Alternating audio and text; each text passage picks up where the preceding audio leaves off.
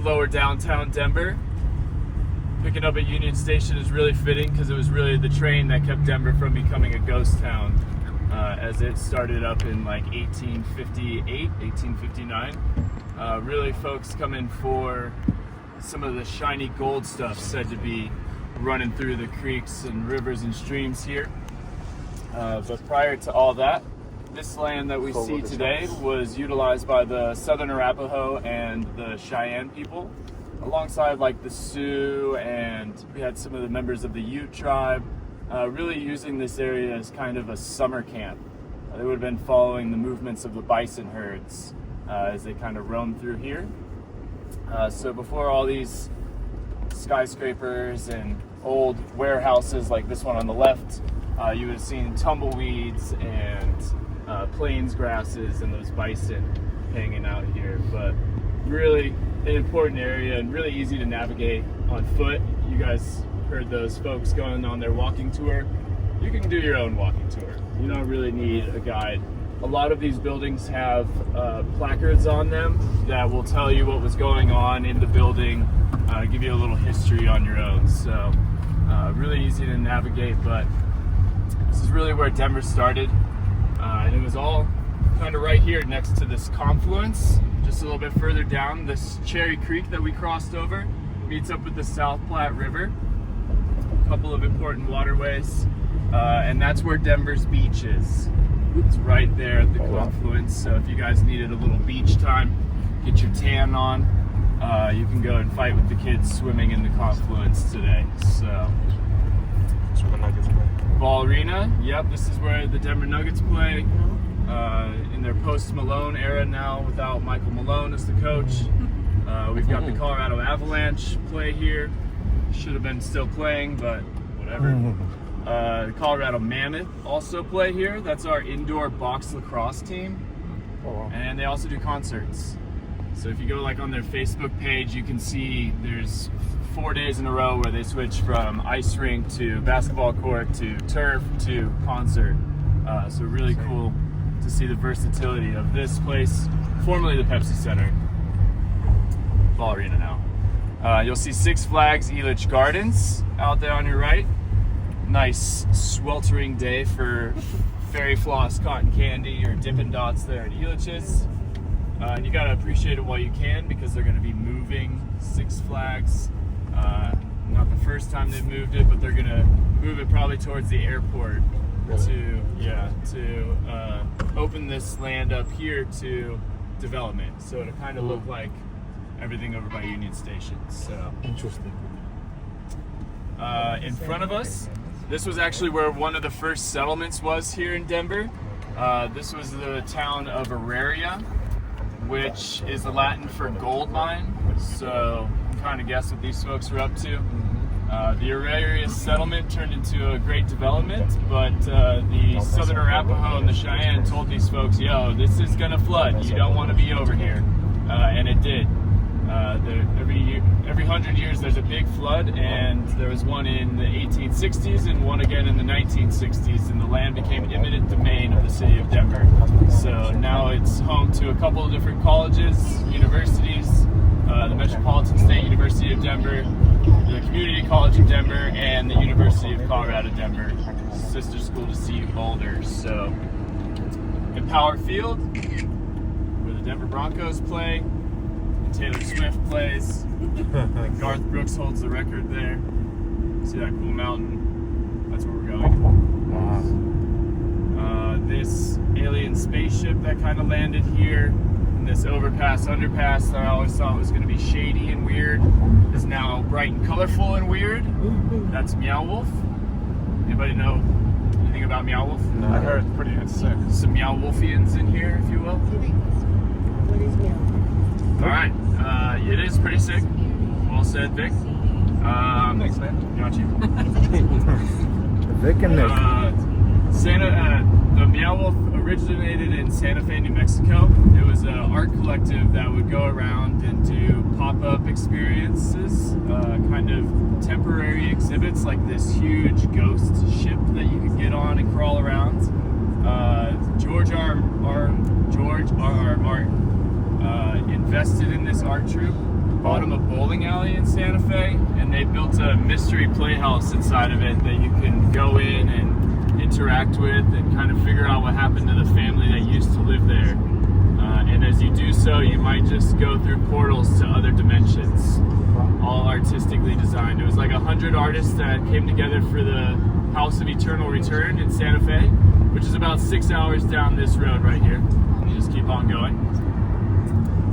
They did so well there that they opened in Vegas, doubling in size, and then they doubled in size again and opened here in Denver. So the Vegas one is a supermarket that's more than meets the eye, so Mega Mart, and then this one is the Convergence Station, where like 4 worlds have kind of converged, and you can navigate around and check out the different kind of otherworldly places. So really nice ode to Denver's art scene. Really thriving art scene here. Some cool arts districts in town.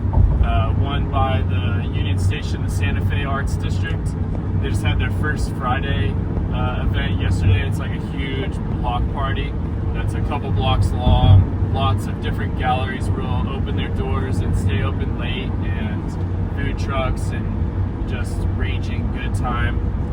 There's also the River North Arts District, which is just a little bit north of Union Station. Again, really easy to go over there and navigate around. Lots of big murals from domestic, local, and international artists. So really cool art scene. You know, the Denver Art Museum is pretty choice. Lots of indigenous art there, as well as at the Colorado History Center, right by the Colorado Capitol. So check that out. Good art. Music-wise, Meow Wolf has a little music venue inside, and they also do these takeovers where it's kind of like a festival where they have 4 different stages and a couple of little micro stages that are hidden within the exhibit, so you can kind of go around and check out different music and really enjoy the art at a different kind of level. So Denver's got it all as far as music goes. We're pointed towards one of the best, arguably the best amphitheater in the nation, maybe the world. Red Rocks Amphitheater. Yep. Anybody gotten to Red Rocks yet? Yes. Nice. Did you go for a show or just explore? Explore. Very cool. Very cool. Yeah, it's kind of a bummer you can't climb on the rocks. It's like $1,000 fine and maybe jail time. So I'm happy to see you on tour. You assume you didn't get in jail. But yeah, really dope for concerts. Some cool mountains coming into view, so I'll shut up for a second and talk about mountains instead. That's Long's Peak up there on the right. It's poking up into the clouds. Might look like a cloud to you, but that's a mountain. That's the tallest mountain in Rocky Mountain National Park.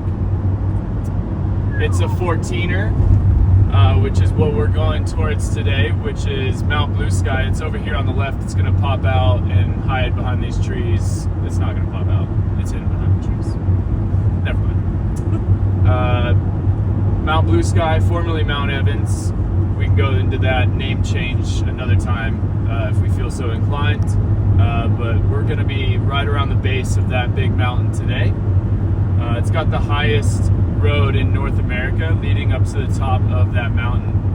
Just about the top. It's like 100 feet from the tippy top. But you can climb the rest of the way and say, hey, I conquered a 14er, which is what a lot of us Coloradans like to do. There's like 40 to 70 14ers depending on who you're talking to, but if you check 14ers.com, 53 is the number that is largely accepted. So 53 14ers to climb.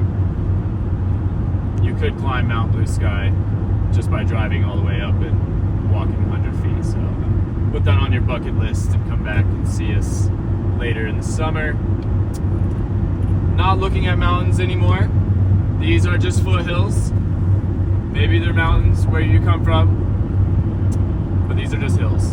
So, Allison, you want to say that? Sure. Hey, everybody. I'm Allison. I am originally from St. Petersburg, Florida, but I've lived in Colorado for 16 years now, and I'm never going back. Nice. You came to see the mountains, man. Yeah, we came out to go snowboarding one year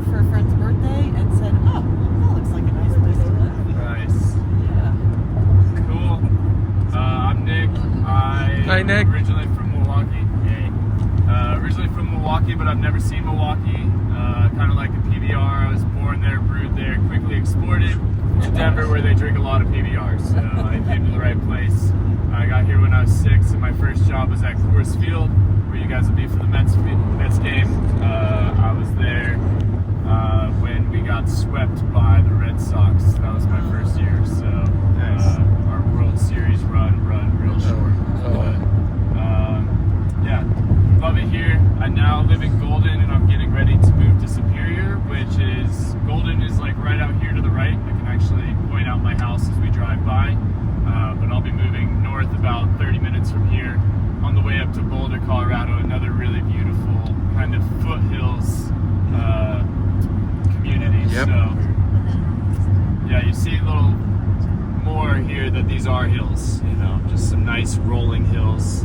I'm over here at the base of this appropriately named Table Mesa. So this is South Table Mesa here. Those of you with some Spanish background might think that's a little redundant since table means mesa in Spanish. This is the table, or mesa, if you will. So I live kind of right at the base of it. Really nice hiking trail right up the street from me. You can go and explore the whole top of this thing, which seems like a little bit of a hike, but it's really quite a lot of hiking. There's a whole racing track for the Colorado State Patrol to do maneuvering on. So they're driving around up there making a bunch of noise, and some really cool rock climbing opportunities on the kind of west face that we'll see later. It's a really beautiful area. Golden was one of the original capitals of Colorado, and Denver kind of stole the title really thanks to the train back in the day. We got picked over when they did the Transnational Railroad, building the train from the east side to the west side of the nation. It was easier to go through Cheyenne, Wyoming, which is just north of us, like 2 hours out of Denver. It was easier to get through those Rocky Mountains, so they skipped us, and in order to keep Denver from becoming a ghost town, they built the railroad tracks to meet up with Cheyenne, Wyoming. And they were racing the town of Golden to do that, and Denver won, so they took the capital title. But Golden is really beautiful. Kind of drive by it later and shout it out a little bit more, but it's over in this little pocket kind of nestled in between the foothills and the mesas. So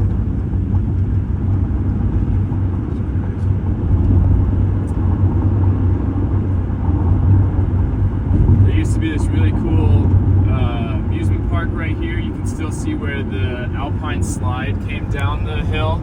It's the zigzags on the side of that little hill there. Anybody know what an Alpine slide is?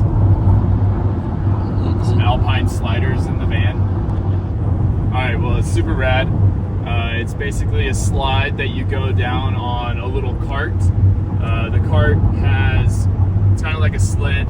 It's got a brake underneath it that you have a lever in between your legs to kind of navigate, and if you push down, there's no friction. The sled just flies down the mountain on this slide, and if you pull back on the brake handle, then it obviously slows down, which is no fun. So Alpine slides still around in the ski towns. This here is a cool geological formation. This is a hogback ridge. They happen around mountains. It's really defined as a steep hillside with exposed rock face. That's what that is. Everybody sees. Yep. This one's really cool because this is actually Dinosaur Ridge. So on your left-hand side, you can look, and it looks like we're driving back through time. See the different colors defined in the ridge side? These different lines, these striations in the rock. This is actually where our state dinosaur, the Stegosaurus, was discovered. Right in this area. You keep looking out here, you might just see red rocks. There it is, poking up. Yeah. Oh wow. Kind of looks like Pride Rock from The Lion King. Really cool little valley here. On this west face of Dinosaur Ridge, there's actually still dinosaur bones intact in the ridge wall, so you can go and check them out. On the east side, closer to Denver, there's one of the best track sites for dinosaurs in North America. So you can go see some dino footprints, different dinosaurs at different age ranges, and the Colorado crocodile. You can see some evidence of that guy crawling around. So you guys came at a really awesome time of year because this is still green. It's been raining a lot. Usually this is just dead grass in this area. Yeah, it is. Really makes the evergreen trees stand out with the dead grass. But right now it's just looking lush. Really nice. Yeah,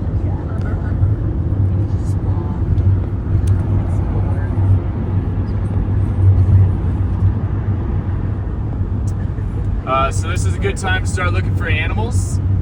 Gonna need everybody's help looking for animals. Really the best way I can tell you to do that is to look for butts. We're looking for animal butts out here.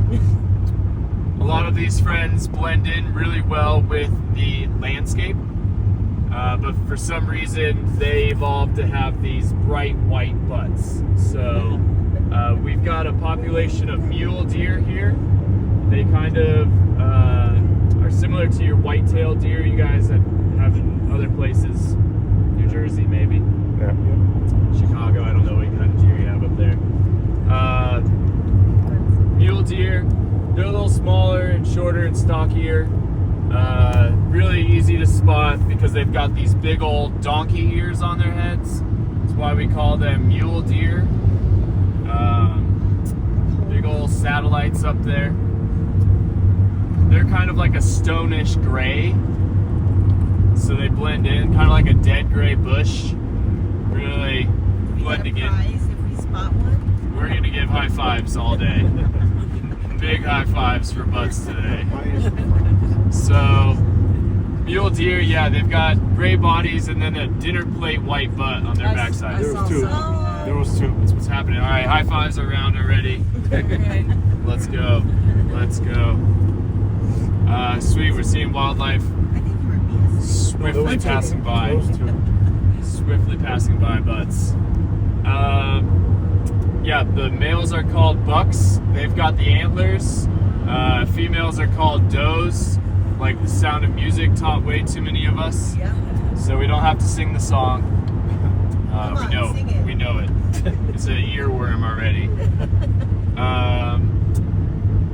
We also have what the Native Americans would call wapiti, which are our elk. They're a bit larger deer species. Wapiti actually translates roughly to white rumps. So Native Americans were also looking for the white butts of these animals. We'll be looking for them today. The males are called bulls. They've got the antlers. Females are called cows. We'll see some statues that will kind of give us reference as we pass by here. Something like that. The one with the cool antlers, that's an elk. That's an oversized rooster. So on your left, that's actually a cool house up there. It looks like another alien spaceship landed. We call it the Jetsons house. Yeah. You might recognize it from Charlie's Angels, one of the movies with Lucy Liu and Drew Barrymore and Cameron Diaz. I think it was Bosley's house. And they were all kicked out by mean old Demi Moore into the evergreen forest below.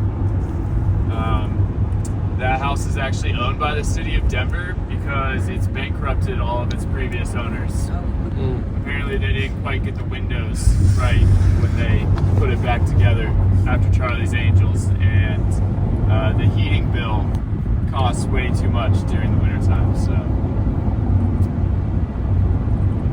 Denver's actually got a really cool park system outside of the city. So we're in Jefferson County now, but we're gonna pull over and see if we can find any butts in Genesee Park, which was one of the first parks bought by the city of Denver as they started their mountain park system. So their idea was to kind of give Denverites access to Colorado in the wild way it was formed or founded. appreciate these different mountain parks. This one has an epic view of the Continental Divide right ahead of us.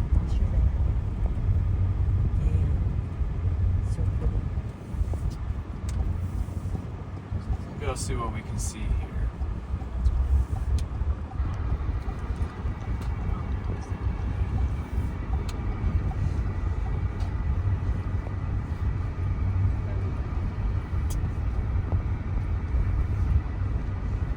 So in 1918, they dropped off some elk in this park because they had hunted the local population to near extinction. So they repatriated this area.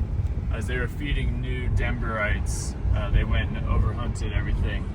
So we got some Yellowstone elk that they tend to hang out here. So keeping an eye on the hill. Nothing yet.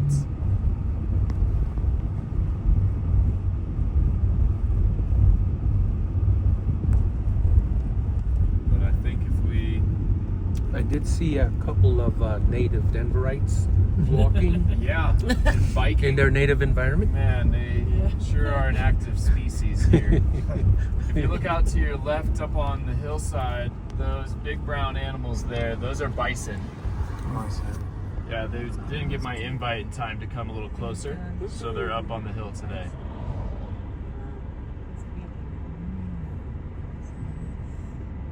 Those wild bison?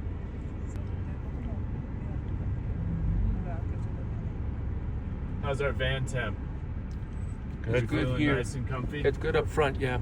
We don't want to be cold because get uncomfortable. All right, moving on. So, bison, buffalo, you might be like, those are buffalo, they're bison. It's just one of those things that as early European settlers got here, they saw these big brown animals and they're like, hey, buffalo, because they were used to the Asian and African Cape buffalo. Yeah, buffalo, bison. We've got the University of Colorado where the buffaloes, the CU Buffs are, Deion Sanders, you know, up there with the Buffs. They have Ralphie that runs down the field to start every game. They call her a buffalo. She's really a she, one, not really a Ralphie. And then two, she's a bison, not a buffalo, so that gets really confusing. You have to take the Buffalo Highway up to Boulder from Denver. And we got Buffalo Bill buried up at the top of Lookout Mountain, which is just right above Genesee Park, kind of up above Golden. So with all that being said, it's a little too late to dig up Buffalo Bill. He's actually got two grave sites. He's got that one and another one in Cody, Wyoming.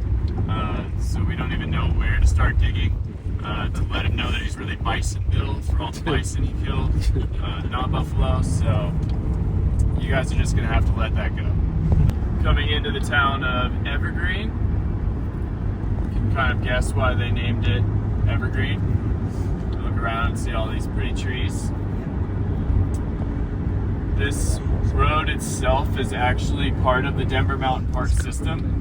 It's the Lariat Loop. Take a picture. It's a 40-mile loop that kind of goes down, starting from Red Rocks, goes up Lookout Mountain, down the same kind of path that we're on now, leading into historic Evergreen, where this beautiful lake is, and then it goes down the Bear Creek Canyon back to Red Rocks. It was designed to kind of be like a 4-hour half-day drive. And Evergreen Lake, really beautiful. I grew up going and ice skating up in Evergreen. My parents would take me and we would do some ice hockey on the kind of makeshift rinks on the lake, and then they would drink hot chocolate with peppermint schnapps, and I would have to drive us home. So really comfortable in this area from all my years of DJing. So. Yep. We're going up a small trail. to get a view of the mountain range.